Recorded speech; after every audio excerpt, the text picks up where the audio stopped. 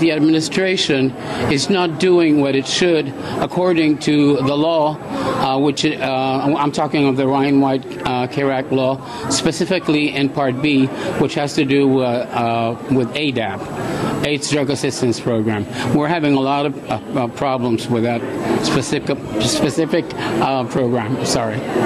Yeah, we're also having a lot of difficulties with housing and HOPA services and the way that the funding is being administered. We initially started asking for more appropriate use of funds because there have been a lot of OIG reports that have found that there have been mismanagement of funds and even large amounts of carryovers, while there has been unmet needs in regards to services that need to be provided of people in care, not just people out of care. That's a whole other issue altogether. But yeah, as a measure, more funding has been asked for, not directly by us, but also by understanding that other national organizations are looking to deal with the situation in a more ample manner. They understand that additional funding would be necessary. And I would say that if the authorities, and when I say the authorities, I mean the Department of Health of Puerto Rico, did something in regards to the administrative process, maybe we could get out of the restrictive drawdown and we could get some bonuses. We haven't had a bonus in more than 3 years. So, I mean, why? Regarding with HOPA fundings. Yeah.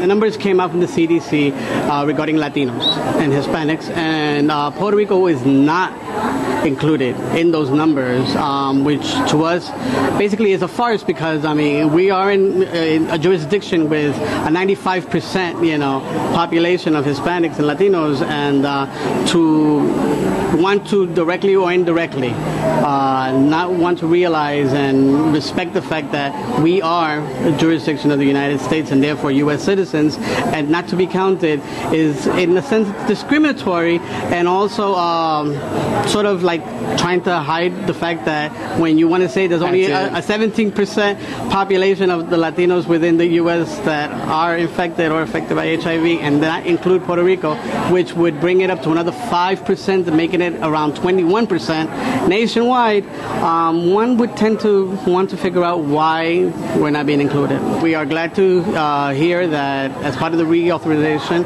with the extension of the Ryan White Care Act, that there is going to be additional funding for advocacy and peer training and education, because this is something that is vital.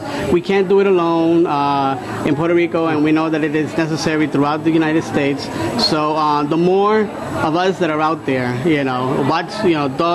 standing as watchdogs over these funding and making sure that the services get to the individuals that need it and that the money is spent appropriately, the better. And we have to put a face to AIDS. I mean, it's not an abstract thought. It's me. It's him. It's all of what is it now, 20,000 people in Puerto Rico, approximately, that are living with HIV or AIDS. And the advocating for those people is because we speak English, because we have the knowledge of the terminology and know the law. And we are speaking for a lot of people that can't do that either because they don't have the knowledge, or they don't know the language, or they're too weak to fight.